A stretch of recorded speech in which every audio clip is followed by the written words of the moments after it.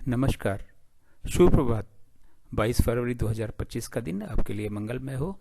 ये दिन आपके लिए शुभ हो, ऐसी मेरी कामना है। 22 फरवरी 2025 को शुभ मुहूर्त कब कब है, निकिष काल कब कब है, निकिष काल में राहु काल का क्या समय है, दिशा सूल किस दिशा में और इसका क्या निवारण है, ये सारी बातें इस वीडियो के माध्यम से आप तक पहुंचा रहा हूं। वीडियो में शुरू से आखिरी तक बने रहें। हो सकता है ये वीडियो आपके आज के दिन को मंगलमय बना दे। 22 फरवरी 2025 को शनिवार का दिन है और फागुन माह के कृष्ण पक्ष की नौमी तिथि भी है आज।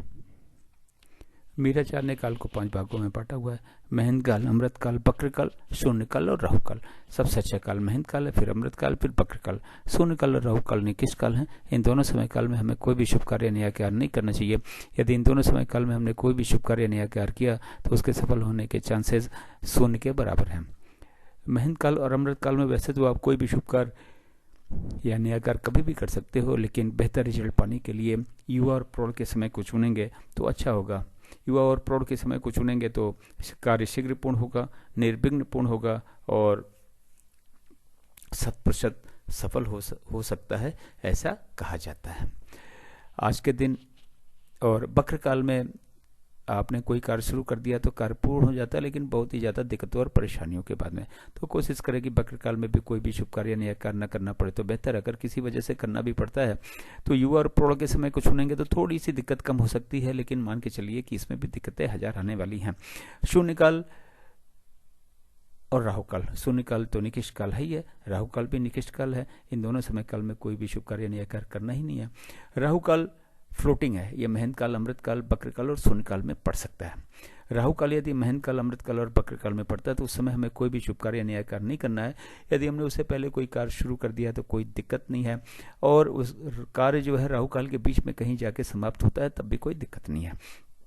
आज के दिन महंत काल के हिस्से में कोई समय नहीं है।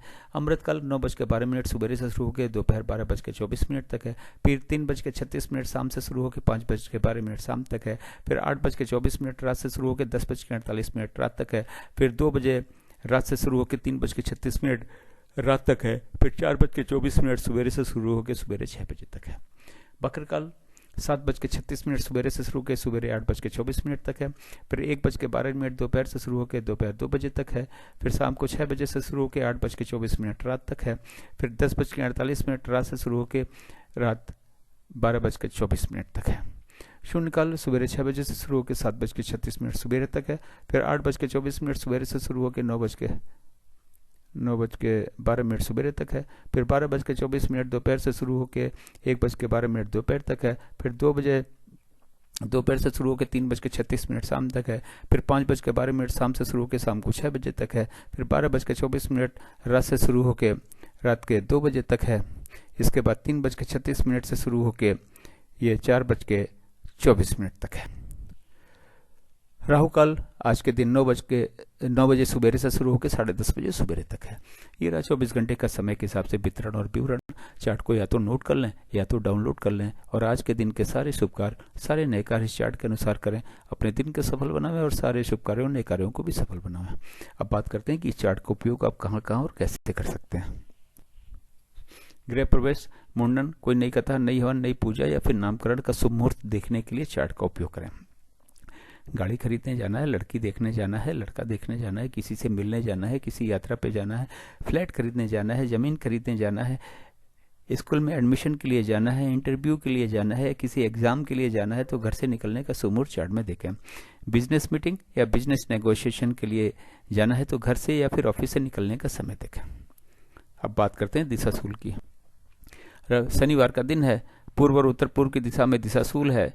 अदरक या फिर उड़द की दाल का सेवन करके घर से निकलें, लेकिन दिन होता है 24 घंटे का, सुबह 6 बजे से लेकर अगले दिन 6 बजे तक।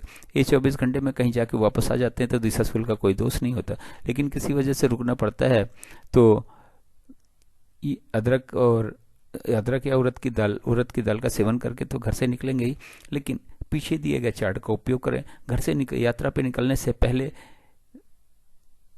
शुभ मुहूर्त देखें, उस शुभ मुहूर्त में ही पे यात्रा पे निकलें और अपनी यात्रा को सफल बनावें और दिशाशूल के दोष को भी समाप्त करें। मेरे चैनल सागा ऑफ लाइफ को आपने ज्वाइन किया, इसके लिए आपका बहुत बहुत धन्यवाद। चैनल पे नए हो तो सब्सक्राइब करें, सब्सक्राइब कर रखा है तो बेल आइकन को ऑन कर दे, ताकि अगला वीडियो जब मैं डालूं तो नोटिफिकेशन आपको मिल जाए।